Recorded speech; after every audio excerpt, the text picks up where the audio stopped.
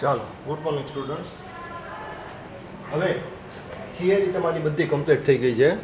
હવે આપણે સમ શરૂ કરીએ છીએ. સમમાં પહેલી મેથડ પેબેક પીરિયડ છે એ તમને કરાવું છું.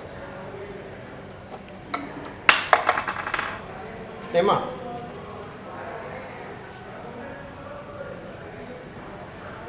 પ્રોજેક્ટ સમની રકમ અહીંયા જ લખીને આપું છું.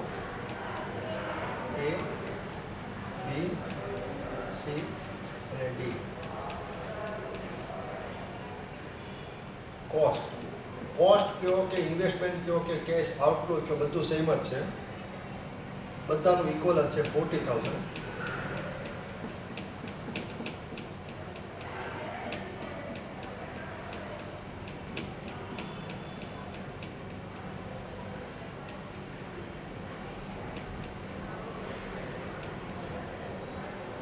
કેશ ઇનફ્લો અને યર. હવે અહીંયા યરના પાર્ટ પડશે 1, 2, 3 અને 4.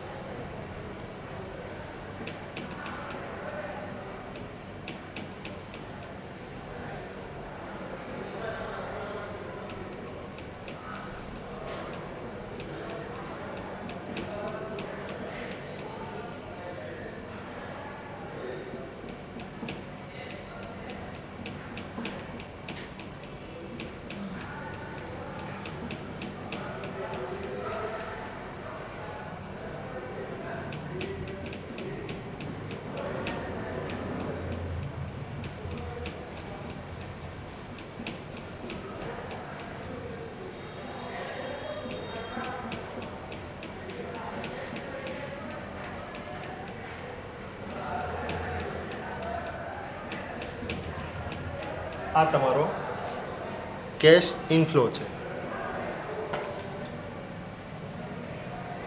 હવે એક વસ્તુ તમને સમજાવી દઉં. અહીંયા જે કોસ્ટ લખેલી છે એ કોસ્ટના ઓલ્ટરનેટ વર્ડ ઇન્વેસ્ટમેન્ટ અને કેશ આઉટફ્લો બંને એના સિમિલર વર્ડ છે. પ્રોજેક્ટની કોસ્ટ પ્રોજેક્ટનું ઇન્વેસ્ટમેન્ટ કે પ્રોજેક્ટનો કેશ આઉટફ્લો ધેટ મીન્સ તમે જે એની અંદર ઇન્વેસ્ટમેન્ટ ઇનિશિયલ યરની અંદર કરો છો એ તમારે આવે.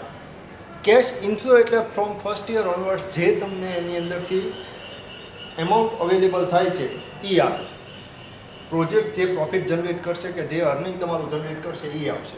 હવે તમારે ફાઇન્ડ આઉટ શું કરવાનું છે પેબેક પીરિયડમાં કે આ જે 40,000નું ઇન્વેસ્ટમેન્ટ છે એ 40,000નું ઇન્વેસ્ટમેન્ટ રિકવર કરતા કેટલા ટાઈમ લાગે, કેટલા યર લાગે, ધેટ ઇઝ કોલ્ડ પેબેક પીરિયડ. તો હવે ઓપ્શન એ એમાં કેશ આઉટફ્લો સીધો ઇનફ્લો લઈ લઉં છું. આઉટફ્લો તમને ખ્યાલ છે. અને cumulative cache inflow.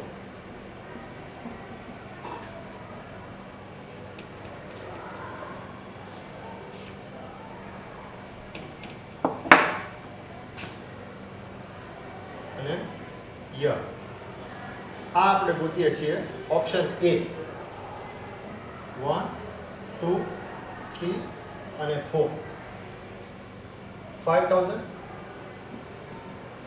Second year 25,000 અને થર્ડ યર 20,000. ફોર્થ યરની અંદર કોઈ કેશ ઇનફ્લો છે એ જનરેટ તમારો થતો નથી.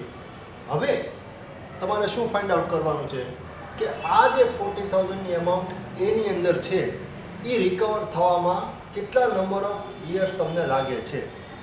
તો એ માટે તમારે શું કરતા જવું પડે? ટોટલ કેશ ઇનફ્લો કન્સિડર કરતા જવું પડે. ફર્સ્ટ યર 5,000 થયું, સેકન્ડ યર 25,000 થયું, તો અગાઉના 5,000 પ્લસ 25,000 એટલે 30,000. થર્ડ યરમાં 20,000 થયું તો 30,000 પ્લસ 20,000 એટલે 50,000. એ અહીંયા તમારે પહેલાં લખવાનો છે. હજી આપણે કેલ્ક્યુલેશન શરૂ કર્યું છે. પેબેક પીરિયડ અહીંયા નહીં આવે.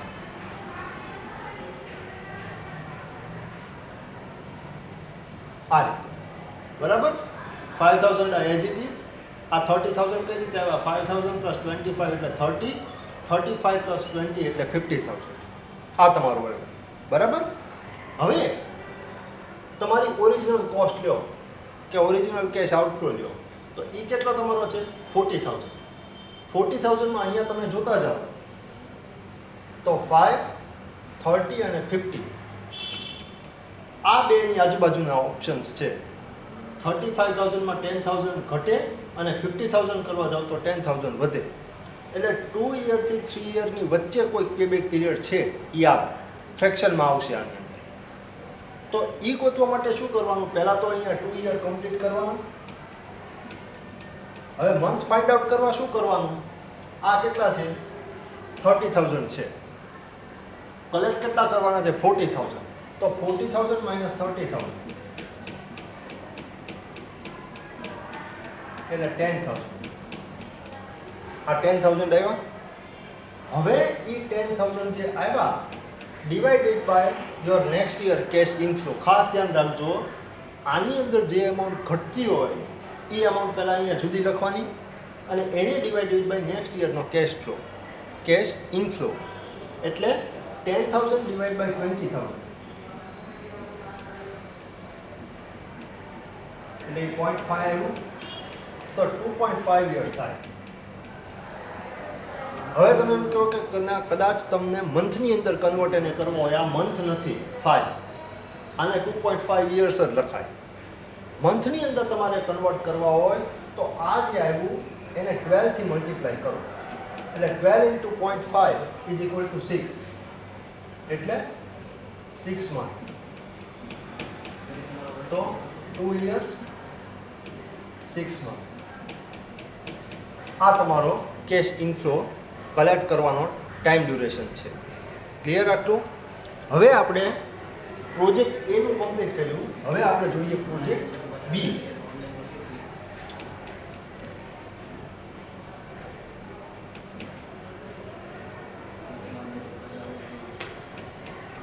પ્રોજેક્ટ બી માં કેશ ઇનફ્લો કેટલો છે? 10000, 30000, 5000 અને 1000. તો 10000, 10 પ્લસ 30 એટલે 40000, 40 પ્લસ 5 એટલે 45000 અને 45 પ્લસ 1 એટલે 46000. બરાબર. આ તમારું આવ્યું. હવે આ ક્યુમ્યુલેટિવ ઉપરથી તમે આને કમ્પેર કરો. અહીંયા અગેન 40000 રૂપીઝ જ છે. તો 10, 40 નો ફિગર જો એક્ઝેક્ટ તમને મેચ થઈ ગયો છે. એટલે અહીંયા આગળ ફ્રેક્શનમાં નહીં આવે, અહીંયા આગળ કમ્પ્લીટ નંબર આવશે. કેટલા યર્સ થાય? આ બે ભેગા થઈને 2 યર છે ને, એટલે પેબેક પીરિયડ ઇઝ 2 યર્સ. અહીંયા તમારું પૂરું થઈ ગયું. અહીંયા તમારે ઓલો ડિફરન્સ કાઢવાનો આવશે નહીં, કારણ કે 40000 ની એક્ઝેક્ટ અમાઉન્ટ અહીંયા આવી જાય છે એટલા માટે. બરાબર. Option C.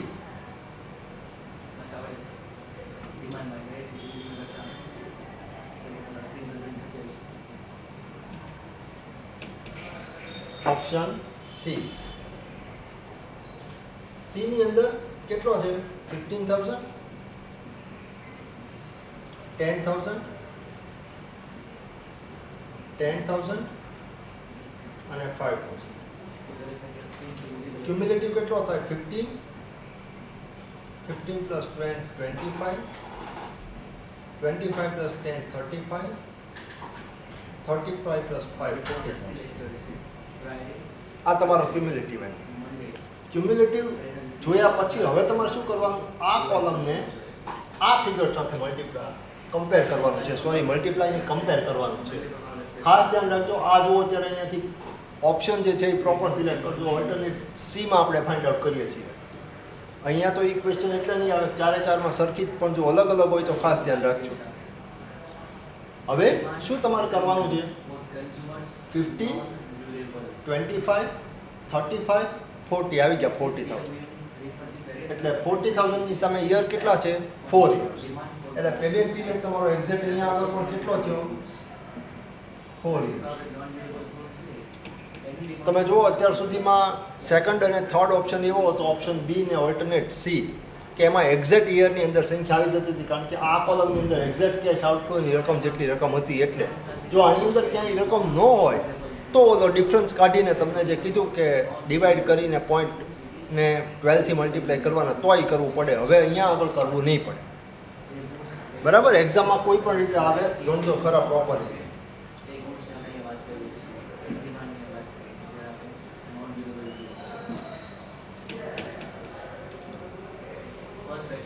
ઓપ્શન ડી, ડીની અંદર 25,000, 30,000, 20,000 અને 10,000. એટલે 25 ક્યુમ્યુલેટિવ, 25 પ્લસ 30 એટલે 55, 55 પ્લસ 20 એટલે 75 અને 75 પ્લસ 10 એટલે 85. આ તમારો ક્યુમ્યુલેટિવ થયો. હવે અહીંયા આગળ જુઓ તમે 40,000 એક્ઝેક્ટ ક્યાંય નથી, એટલે પાછું અહીંયા આગળ બધી બાદ કરીને જે ડિવાઈડ કરતા હતા એ પ્રોસેસ તમારે કરવી પડે. હવે અહીંયા આગળ તમારે જોવાનું કે 40ની નજીકમાં નજીક નાનામાં નાનો ફિગર કયો છે, નજીકમાં નજીક ફિગર હોય એ તમારે ફાઇન્ડ આઉટ કરવાનો. તો આ 25,000 નીચે જ આવશે, પછી ઉપર નહીં ક્યાંય જાય. 55 વધી ગયા એટલે આ 1 યર થયું. બરાબર, 1 યર.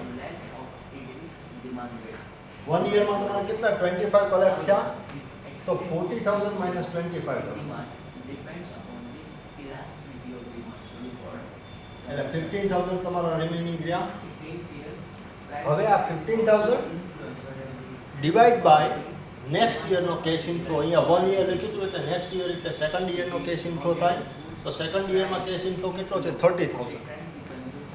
તો 15,000 ડિવાઈડ બાય 30,000 એટલે 0.5 અને 0.5 ઇન્ટુ 12 એટલે 6 એટલે 1 યર 6 મંથ. બરાબર, અહીંયા આગળ તમારો કેશ ઇનફ્લો છે એ ફાઇન્ડ આઉટ થઈ ગયેલો છે.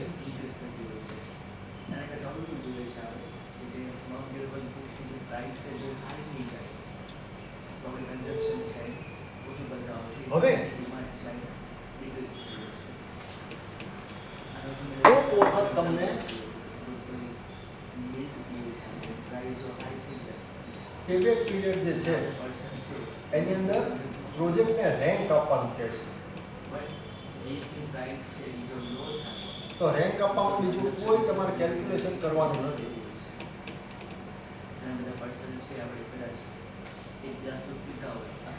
જસ્ટ તમારે પેબેક પીરિયડ જે આવેલો હોય એ લખી નાખવાનો. ફર્સ્ટ યરમાં કેટલો પેબેક પીરિયડ છે,